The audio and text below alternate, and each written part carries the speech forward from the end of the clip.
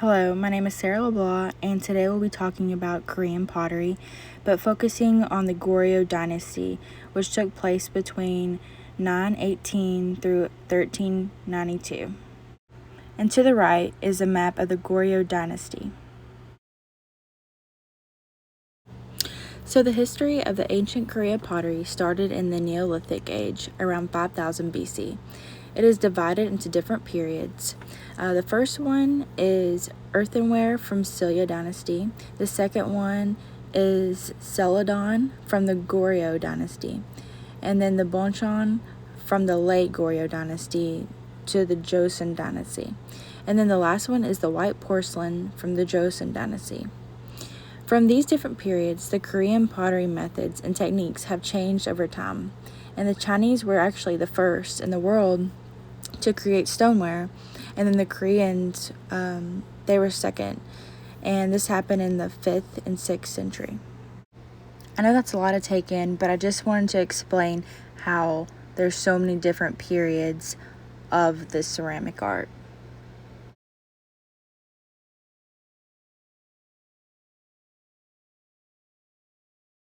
I just wanted to add these two maps in to show Goryeo back then and North Korea and South Korea now. You can see the differences and how they used to all be, one whole country, and now they're not. So one of the major shifts during the Korean ceramics was Celadon. It was popular for its beauty and how it resembled jade, as you can see in this photo. Celadon ceramics produced during the Goryeo Dynasty and was also known as greenware, and it was actually first produced in China, where it gained popularity. And then Korean potters modified it and adapted it into adapted China's Celadon, and actually it became more popular than the Chinese Celadon. So I thought that was really neat. So in these photos, you can see the Chinese Celadon and the Korea Celadon, and you can really just tell the difference, by the colors. So the Chinese Celadon were like a warmer olive green glaze, and then the Korean potterers created a softer pale green color, as you can see in the photos at the bottom. There's actually a 2-step firing process to make this pretty green. The process. So the first step would be sticking the vessel in a bisque fire, and this would dry out the vessel and make it very stable and easier to handle. Then the potter would fire the vessel in an oxygen reducing kiln, and they would use glaze that contained a low amount of iron oxide. It also had manganese oxide and quartz in the glaze, and at some point during firing they'd have to reduce the oxygen dramatically, and the kiln would be at 2102 degrees Fahrenheit. I thought that was really interesting. Depending on where they would put the pieces in the kiln determined the hue of the grain that would come out to be, like how hot it might be at the top and how it might not be as hot at the bottom.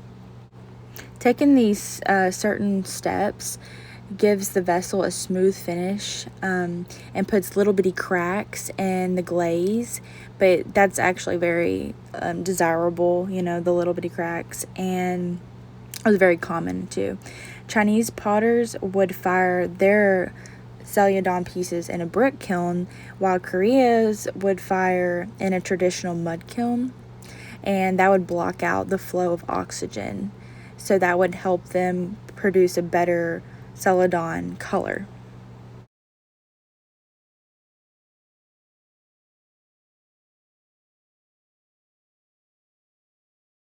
So Korean artists started to develop their own sense of style. They started using molds, where they would press the mold into the clay and it would create shapes, patterns, different kind of textures.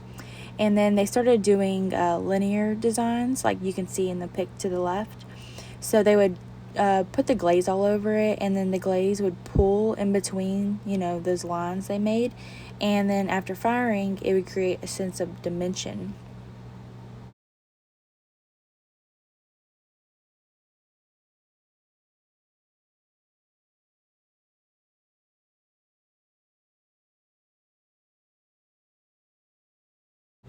So the inlay technique is where the surface of the pottery is carved. Then the clay of the other colors is inlaid in the carved out areas to make a design. And you can see that in this vase to the right. You see where the cranes are. I guess they were carved out and I guess painted in. So here's some more pieces that I found that were really interesting, and I just wanted to show y'all how they really enjoyed painting birds, and you can see that on the left with the cranes, and they're really like detailed. They also love to paint, well, to add in flowers and clouds, and I saw some parrots, just different types of things like that. And then in the pic in the middle, you can see that they really made a lot of vases, and they like to make them tall with lots of curves and lots of intricate detail. So yeah, that wraps up my PowerPoint, and if y'all have any questions, just let me know.